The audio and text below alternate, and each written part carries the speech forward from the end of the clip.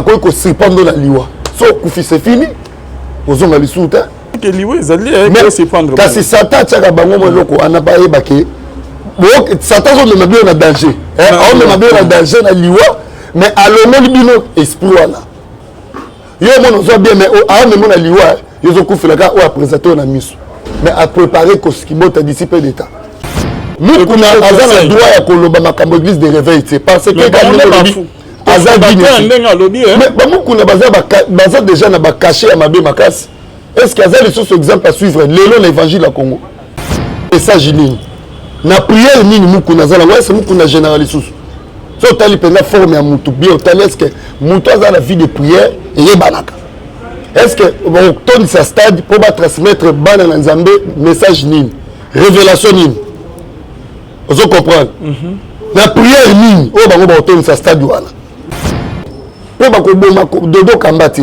akokufa mpe te mais bakoki kotinda mpe bato bakombattre na balire oyo tozokende boye faut faire attention yango na osenga na pasteur dodo kamba akeba na mutu nyonso na ntango oyo akopusana pembeni na ye batika jeune prophète dodo kamba sa musala nzambe kitoko biso ba jeune tozo se retrouver to moni ke to combattre kito l'église to combattre bati valeur to combattre ba science culte o bino boyera ba nuka boyera ba nini ba na kabali juif na kati église bolingo récupérer monopole po boma moto Jésus Christ et simbata kombo milimo se kima bango kala batika be bombo la pamba ta oyo église ya nzambe ezana besoin kota la restauration église de réveil à Congo ba makioniste ba koti ba pasteur auto tiela bango mitema auto linga bazai comme exemplaire na biso bango nyonso tout ba bwaka nzambi pona bango eloko tikali intérêt na bango personnel ba komi ko viser mini mbongo donc pona ko ça la suivi ya bato ezakali sous te bien aimé tant auto zali il faut discerner yango makasi ce n'est pas n'importe quel serviteur de Dieu de Kolanda structure ba bimisi pour un book église de réveil eza désordre moko bien organisé na ba papa wana milimo se kima ba okala ba vieux prophète bon moni un jeune dodo kamba c'est un jeune prophète bango baza ba vieux prophète so moni muto mo foot ezotanga ba ko linga po ba ya ko longola ou ba dérouter église de réveil NRC et okufate. Shalom, shalom, bien-aimés dans le Seigneur. Un grand merci. Nabino Nyon Stubozo, la Nabiso de partout. Na meilleure chaîne Nabiso, la voix céleste Nzela Lola, Eska Bonzambe, Ekitarana Loye, Mona Maloape, na Misala. Bonzambe, na Bonzambe, Lola, Ezo Futa, Simana Antoya Kolobake, Nzamba, Boto Kwaye, Wapi Elongo, na Filo Moukwaya, Motema Bivens, Domo de Pilon, Pena Mama Gisèle, Luke, Motema Papa Emmanuel na Boston. Na pesi pasteur Fezamisi à la bouche autorisée de l'Éternel depuis Zurich. Bonzambe na bonzambe lola ezo futa papa tozali le lona papa na biso boyebi très bien. L'évangéliste Michel, shalom l'homme de Dieu. Shalom papa Lvin. Bonne santé, ça va? Par la grâce de Dieu ça va. Nzamba zo batela. Tomoni 2023 o ebele basili kokota ngote mais Nzamba sali biso ngolu vraiment exceptionnel. C'est pas donné à tout le monde. Comme on a année au ebele tout ça na bango en 2022 basili kokufa to leka bango de l'autre. Nzamba sendeka biso ngolu ya ofele ya ngoto zozo msaluku mepana. Merci beaucoup l'évangéliste Michel. Merci. Réaction dans ma maison ça mon église à Congo. Je suis déçu comme on a Babylone Kaboiza désordre moko bien organisé. Na ba soi-disant ba papa o biso to tiela bango motema na époque ya kala. Au Bible lobby c'est la fin qui justifie. Nzamba talaka te ke ne bandeli na yo ozaka bien. Nzamba za nzamba à temps présent. Ato tonisa ba stade na 90, otonisa ba stade na 1985. Mais sur le temps présent, relation ezandenge nini na nzambe. Parce que nous on a lobby qui est Dodo Kamba à tonisa stade mais bon on est pas pouvoir en lobby tous les 4 stades de Mathieu et ton Tilibanda. Jamais. Les bazar pour nous soutenir. Ba otonisa sa stade na message nini. Na prière nini mukuna zala ouais c'est mukuna général isusu. So tali pena forme ya mutu bien tali est-ce que mutu za la vie de prière et yebanaka. Est-ce que bon otonisa sa stade pour ba transmettre bana na nzambe message nini. Révélation nini. Vous comprenez? La prière nini o bango ba otonisa sa stade wana. O ba osala. O ebitala. La Bible dit non, ce n'est pas le nom de quelqu'un, c'est le nom de Jésus-Christ qui est au Vandela. Au Vandela, comment mutute? baza banzambe te eza désordre moko bien organisé. Est-ce que ozomona ngo te nga na moni na miso molimo ezali makambo nyonso ebimi mpona tokoti na année électorale bazoluka mbongo eza kibonzambe te pourquoi 2021 2020 2022 eloko ebimaki te ebimi kaka na 2023 mpo nani mpo bayebi ke année oyo élection osalema na Congo baplateforme bango babimisi wana eza mpo na intérêt ya Jésus Christ te eza mpo na babumu na bango yonga na mituni bambongo bango babanda kozwa depuis Kabila le père depuis non époque ya Mobutu depuis Kabila le père Kabila le fils bolombi mbongo te boye nango lisusu ti na période électorale. Donc ça n'a rien à voir et l'on basali na avancement ya église de réveil na Congo parce que prophète Dodo Kamba c'est quelqu'un où asa vraiment très honnête asa muto abanga na nzambe so tali même apparence à muto moni qui y a la prière muto azo kamba église de réveil bon que ndeko bimisa plateforme et bima likolo ya église bango na tout de bazawana bakwei na na kati fraction kobimisa structure oyo eza likolo église de réveil po bango moko mpe bazalaki na kati église de réveil bango nde basalaki yango bango nde basalaki yango alobi ke nde biso nde tosali nde tochange mukuna aza na droit ya koloba makambo église de réveil te parce que aza ndenge alobi bamukuna baza déjà na bacachet ya mabe makasi. Est-ce qu'il y a des exemples à suivre lelo na évangile à Congo? Je ne crois pas. Nazolo belé bongo avec beaucoup de respect étant que père. Mais quand on a une logique boy, azan exemple monté à Colander. Yango na lo bela bana na Nzambe. Boke bana ba jara ba prophète ba pasteur lokola otozo cité ba kombo a. Milimo se kima bango kala. Ba tikala be bombo la pamba. Tant oyo église ya Nzambe ezana besoin côté la restauration. Église de réveil à Congo. Ba makioniste ba koti. Ba pasteur auto tchela bango mitema auto linga bazai comme exemplaire na biso. Bango nyonso tout ba bwaka Nzambe. Pona bango eloko tikali intérêt na bango personnel, ba komi ko viser mini mbongo. Donc pona ko ça la suivi ya bato, ezakali sous te bien aimé. Tant auto zali, il faut discerner yango makasi. Ce n'est pas n'importe quel serviteur de Dieu de Kolanda. Structure ba bimisi pour ebook église de réveil, eza désordre moko bien organisé, na ba papa wana milimo se kima ba okala. Ba vieux prophète. Pour moni un jeune, Dodo Kamba c'est un jeune prophète. Bango baza ba vieux prophète. So moni muto mo foot ezo tanga, ba ko linga po ba ya ko longola ou ba dérouter église de réveil NRC et okufate. Merci beaucoup. Et conseil nous ko pesa na ba o ke bazolanda osko. Ngala ko yebisa bango boy. Étant qu'un homme de Dieu, étant qu'évangéliste de Jésus-Christ de Nazareth. Désordre oyo na ko exhorter baninga na basala nzambe boko tala yango te. Tozala toujours na ordre ndenge to bande ko évoluer na président biso Dodo Kamba. Aza reconnu la présidence. D'ailleurs qu'on a monaki semaine passée aza qui récit la président de la République. Mais bazoli nosko babuka comme ka o conseil ba comme okutana mo Mozamboka yeso. Oyebi ke eza pasi mingi ya mbongo ko longola batu bonzambe la facilité. Ce sont quel genre ya ba papa o bino bozo mema église na kati na libulu na kati na kao. Exemple nini obino bo pesa batu. Exemple nini papa la biso ya limité nani o limité ça qui président de l'église de réveil. Nani Albert 15 ans. Papa Albert exemple ni bo pesa biso. Général Sony exemple ni bo pesa biso. Nani mususo nani mukuna n'en parlons pas. Viens la biso il y a 8e mur à limité. Bolingo ko sala ni l'église de réveil. Bolingo bo ma moto oyo ba miko pela lisusu ou bien loko nini obino bongo ma l'église de réveil. Kindo kinyani. Le président Dodo Kamba a kotikala toujours na kati ya présidence ya NRC parce que tout le monde quand même église de réveil nous les jeunes tous on se retrouver tous on a quand même hors de vendre na kati église de réveil tous on combattre ba anti-valeur o ba papa wana batika ki parce que bango pona bango crainte nzambe za lisubuti c'est l'argent babimisi au conseil wana à cause de l'élection zo salema na Congo pour ba gagner ba monopole ya ba président ya ba bato ba ko postuler bali ya mbongo.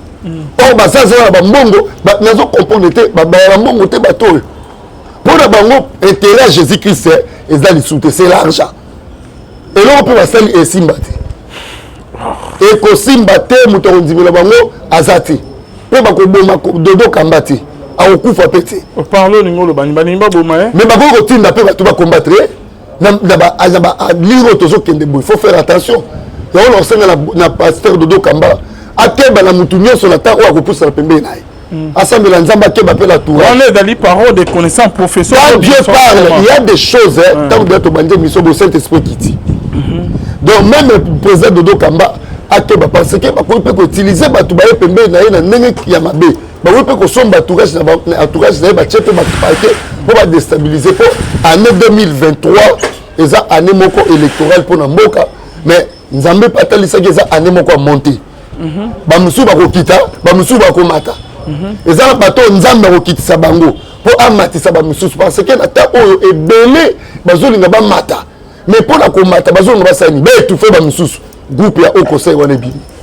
Oh, quand Dieu m'a dit ceci pour la 2023 eza année à monter ya komata toyeba ke eza na bato mususu bakolinga ba étouffer ba ninga po bango ba mata na voie normalité mais élévation originale et uta ke pa na nani et pas na nzambe vraiment et là ce que nini ezo sala ba papa wana ba mukuna jalousie très bien tanga histoire ya jeune prophète na vieux prophète na 1 roi chapitre 13 premier verset tina suka il va verset au monde histoire wana très bien jeune prophète azaki utilisé par na nzambe asali ba miracle na Bethel oh Bethel les mboka Jacob oh so rotali bien na ville wana Bethel ba fils à prophète à Bethel ba telemelaka Élisée tanga soka nini double portion ya Élie Élisa regretta qui ba ours ba bimi ba lié ba fils à Bethel ba fils à prophète bazana Bethel Bethel les mboka ya Jacob mais ba serviteur ya Bethel bazaki batoyo bande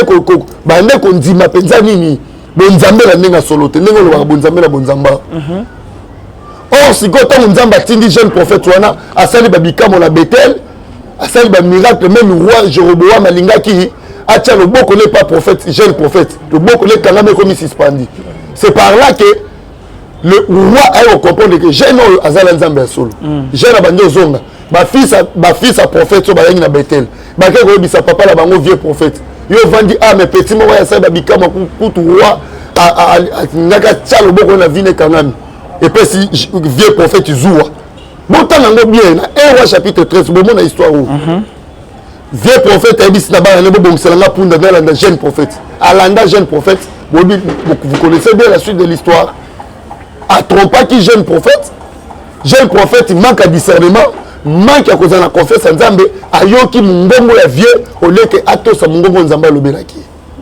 ba vieux prophète wana bango basali au conseil ba jeune ba buka jeune prophète Dodo Kamba na molimo zuwa entre ce que bango Dodo Kamba na bango nanya wa bana ba na molimo Nzambe mais tant que vandi abana ba pelisi moto des autres pour église c'est que sans problème banani ba yena désordre parce que Bible lobi Nzamba za Nzambe ya ordre il y a désordre tu tant que tozaki na kimia l'église de réveil makambo ezaki te mais bango to ba eloko wana bobo affronter institution moko za ko fonctionner normalement sans problème bino boye ko créer loko ko mema institution na ba anomalie cela veut dire bino boye na désordre na kati ya marche institution ezaki bien bino nde boza na milimo Nzambe te eloko na lobe za vérité batika jeune prophète Dodo Kamba sa musala Nzambe kitoko biso ba jeune tozo se retrouver to monique to combattre to l'église to combattre bati valeur to combattre ba science culte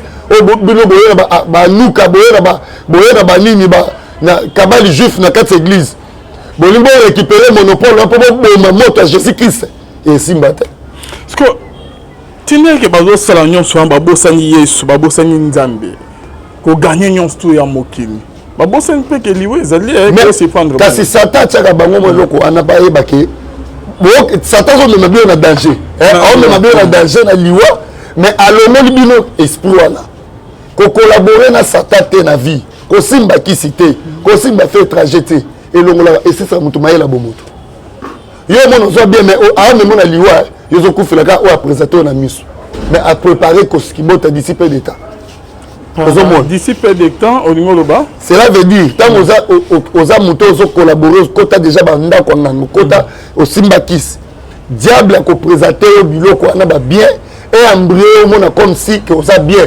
mais à quoi que c'est pendant la liwa so kufi c'est fini aux hommes à l'issouta 2023 ils ont année à monter comment ça ok comment ça dans sens dans tous les domaines ok comment c'est possible un enfant de Dieu vit na mobimba et là comment ya malonge matakati ok au moins muta sali 10 ans na salaire moko ba o bazaki na sima na yo ba rejoindre la même salaire ba leki yo tikali o matakati pourquoi ba o wana yo lekaki bango ba rejoindre yo ba matik ba tiki kaka statique et ça qui est dans ta vie quelque chose ne marche pas.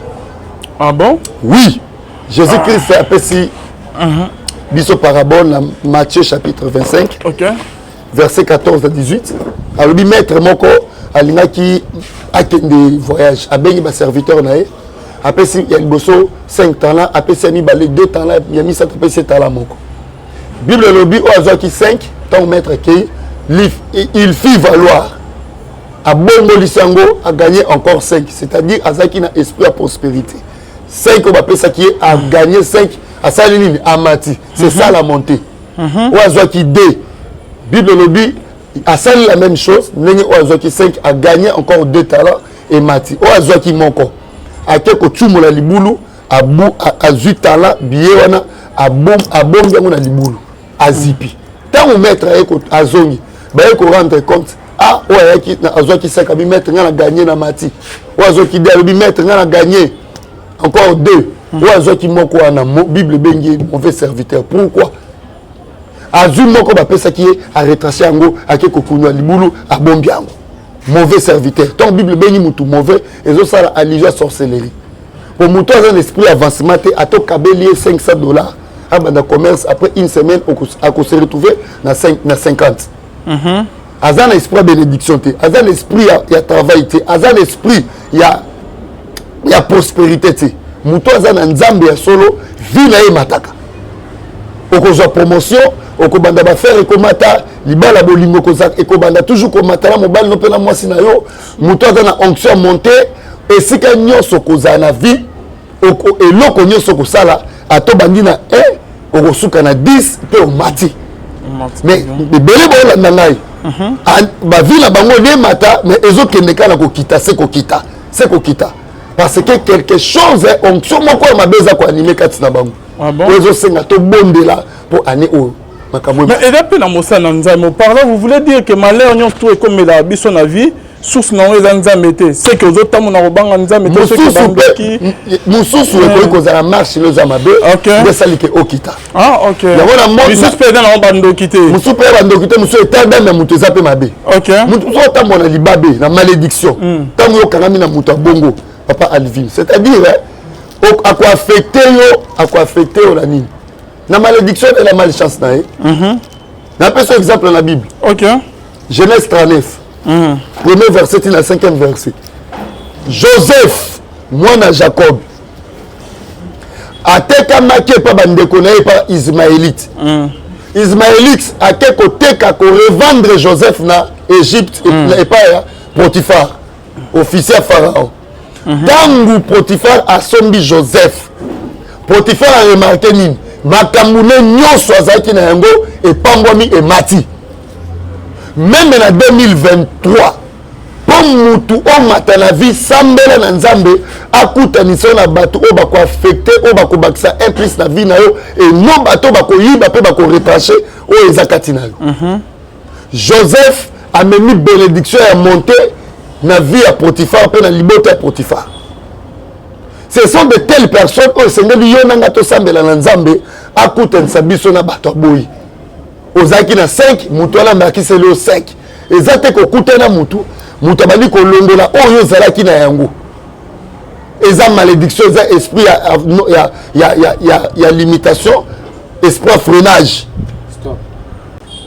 c'est-à-dire bajar ya bato lowa Joseph cette année na 2023 faut kokutana bango napesa encore deuxième exemple na Actes des Apôtres chapitre 28 premier verset et na 5e verset Paul ntango bakangiaki esala mission ake mosala ya prison na Rome na kati ya mer Méditerranée ezalaki na période ya hiver mo bambongo ezwi bango ebwaki bango na île de Malte babarbare bayambi Paul na moto bapelisaki parce que ezalaki na période d'hiver malili ezalaki makasi. Bible lobi nini moto babarbare bayambelaki Paul ekufaki.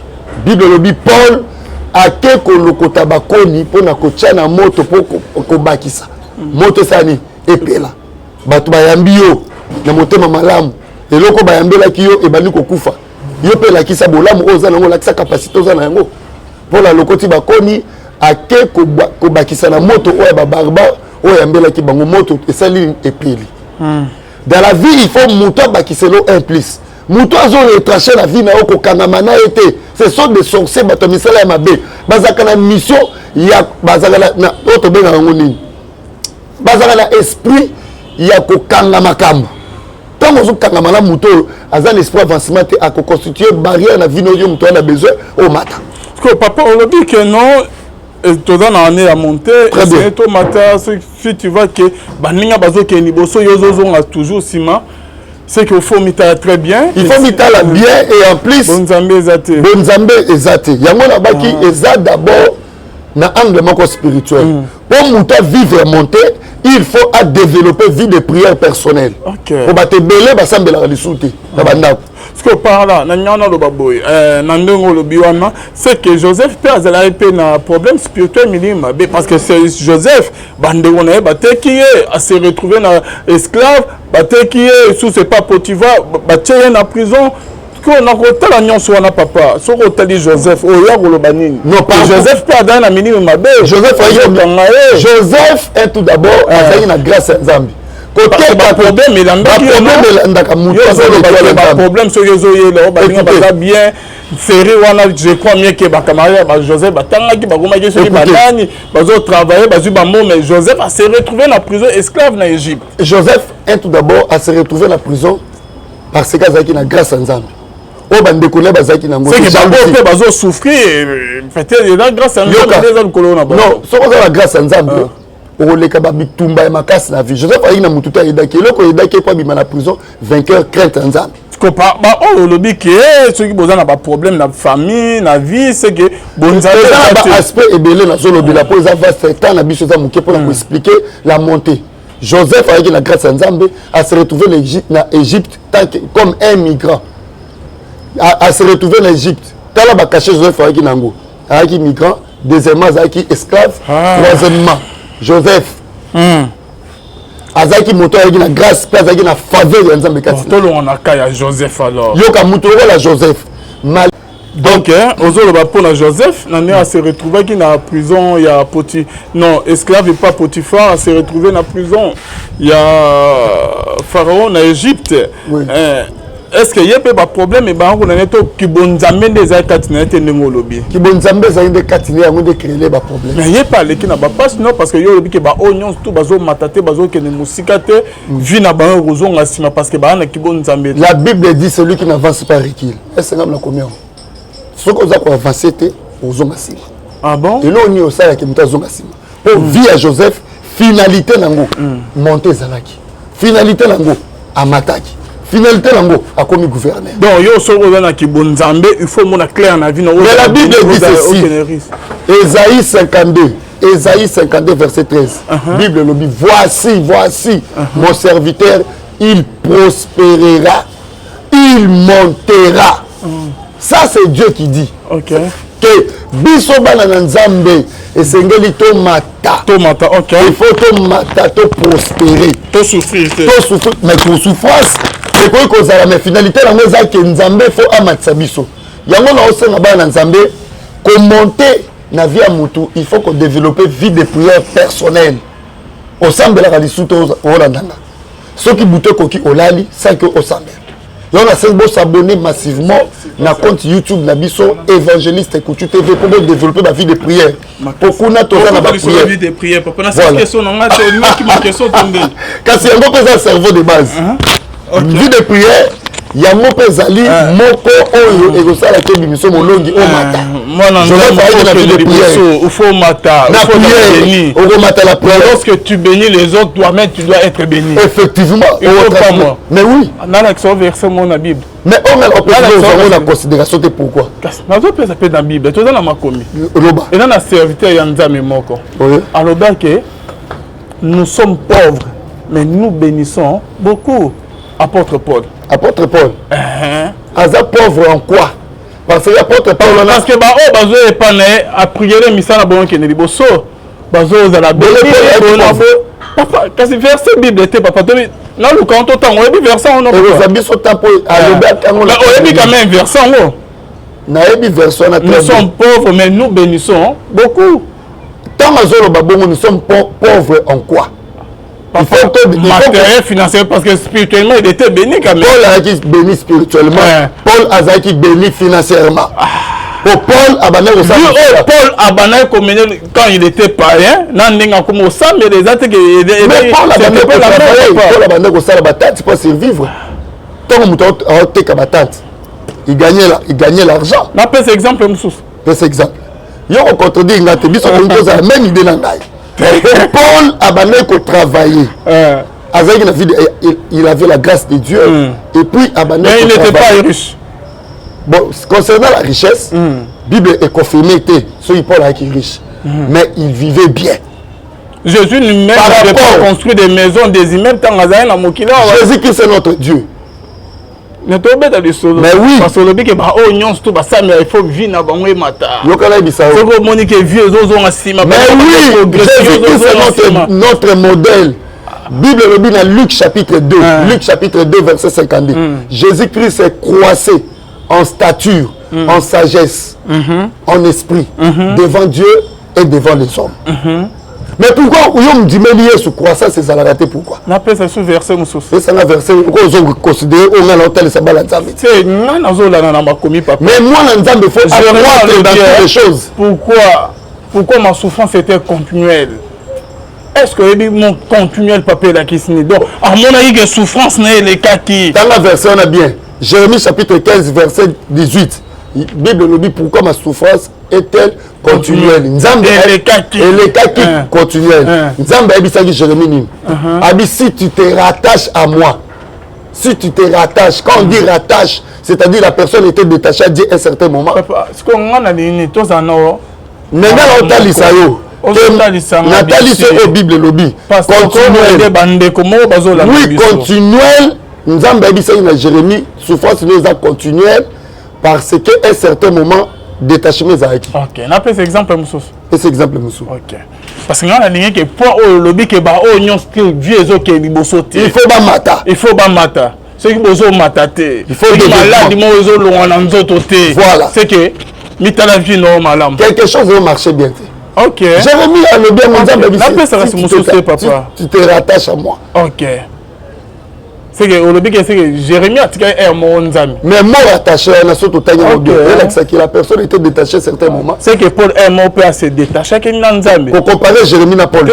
Et là ma comité solo là. Non. Parce que Paul a prié à plusieurs reprises nzambi a tiré une réponse favorable était ce n'est pas quand il y a Paul et quand Jérémie c'est différent. Mon seul nzambi moko la moko za na grâce particulière. Papa au niveau compliqué quand tu banage mission bientôt si ça vient s'il te plaît. Ça n'a pas la différence et ça ma comité autant. C'est la parole. Mais on a Nathalie ça OK. Paul. Na ndenge le do ba que c'est que au faut mitel état d'âme na bien c'est que aux âmes musika na nzambe. Makamuso est comme il a biso na vie hein. Oui. Exactement que non et vous quand na ba démon soit qui marche na biso ezaki mabe liboso nzamete. Il y a de ceux-là qui sont appelés ya komata. Na ba opé ba binga ba matate bango bazalaka bon. Je fais grâce à qui? Je vais. Mais le Bible benzama le bien il fait grâce à qui il fait papa. Et aloba la Bible, o aloba que alokotaka mutu na putulu. C'est pas tout le monde alokota na putulu pa sokoli. Kolokota à l'action au continent au yami Seigneur Jésus comme Seigneur sauveur au continent là. Là c'est le plan spirituel. Mais il faut qu'on ait Paul a ebisaki et plutôt nani Pierre a ebisaki na Yesu. Totiki ba nyoso tolandio to kozwani. Yesu ebisaki na Pierre que au temps présent pour gagner au centuple. Au centuple ngo biso to yaki na mokito ndimeli Yesu poto yo kaka soni totala ka batu bazotonga ba otamo mitu biso bala la Nzambe au centuple ya Jésus Christ to zongo te. Non na limite ko lo bati.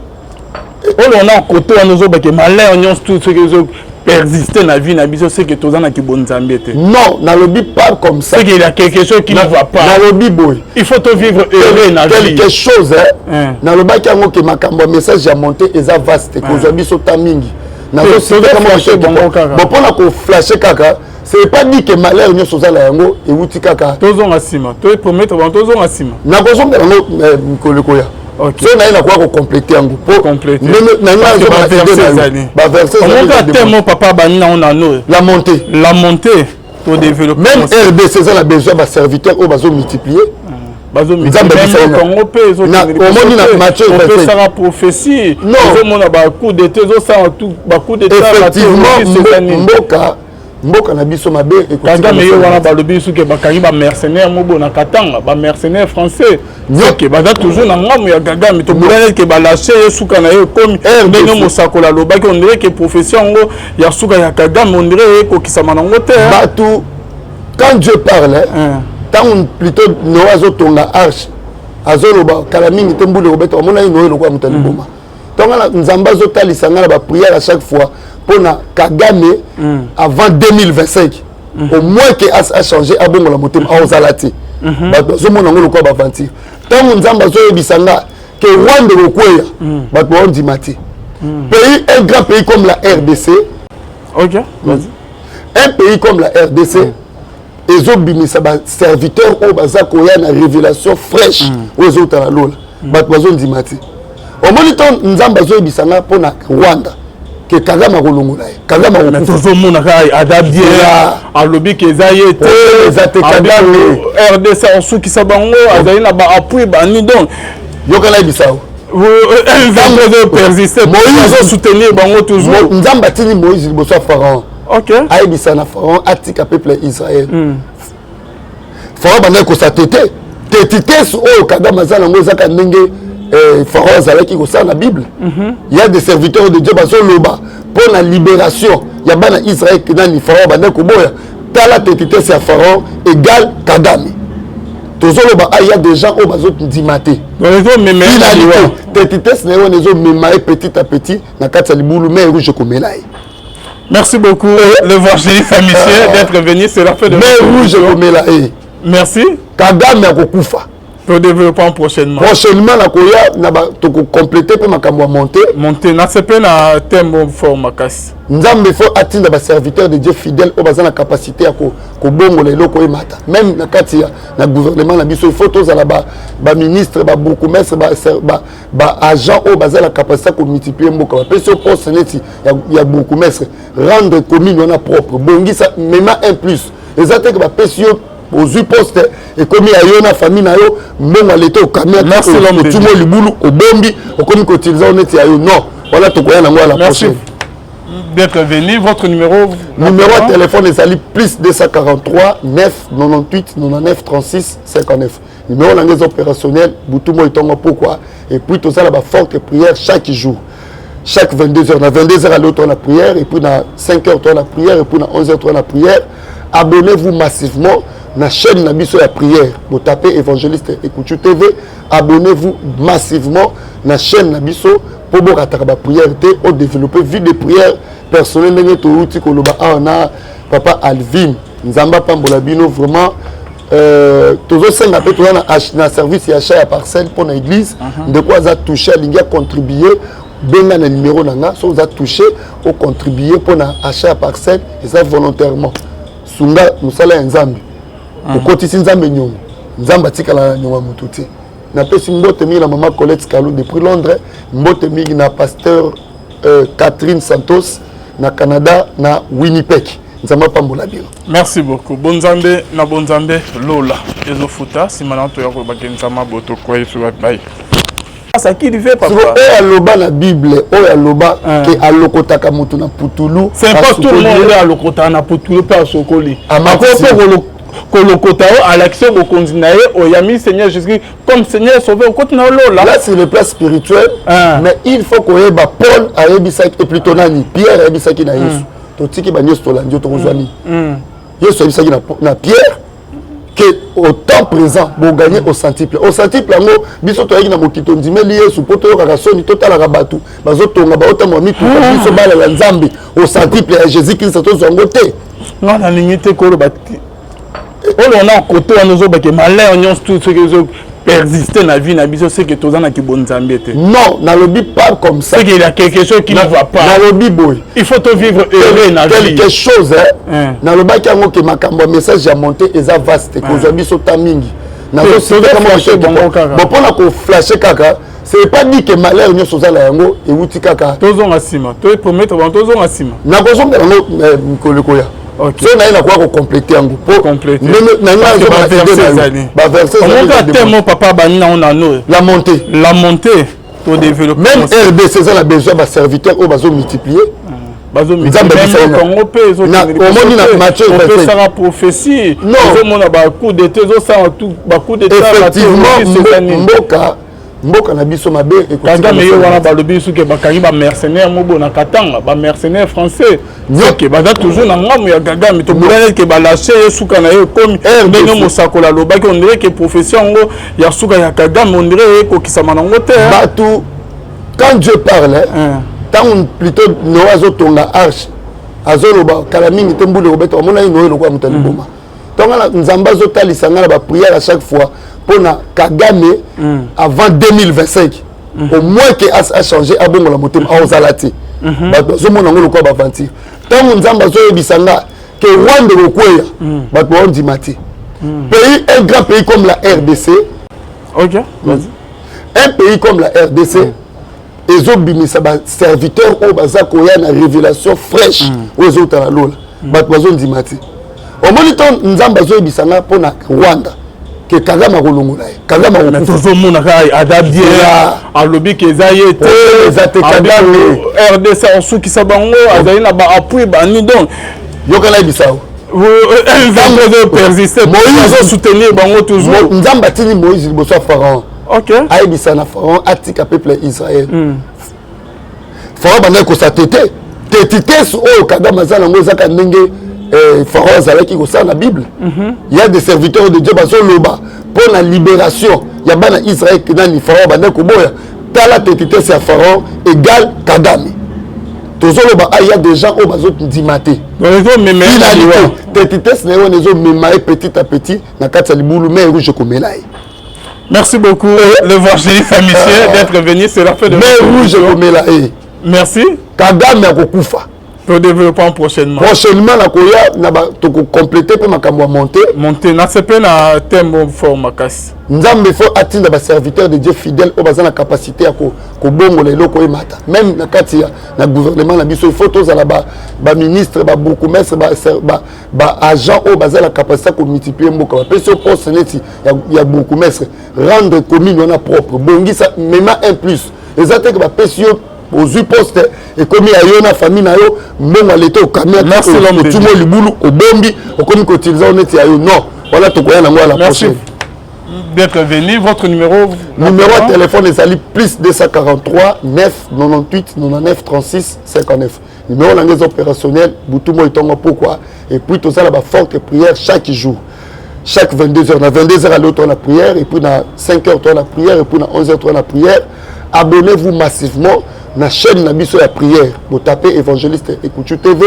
abonnez-vous massivement na chaîne na biso pour bo kataka ba prière te au développer vie de prière personnelle ndenge to uti ko loba na papa Alvin nzamba pambola bino vraiment tozo senga pe to na service ya achat ya parcelle pour na église de quoi ça toucher linga contribuer benga na numéro nanga so za toucher au contribuer pour na achat ya parcelle et ça volontairement sunga musala ya nzambe okotisi nzambe nyongo nzamba tikala na nyongo mutu te na pesi mbote mingi na mama Colette Kalou depuis Londres mbote mingi na pasteur Catherine Santos na Canada na Winnipeg nzamba pambola bino. Merci beaucoup bonzambe na bonzambe lola ezofuta simana to yako bakenzama boto kwa yesu bye.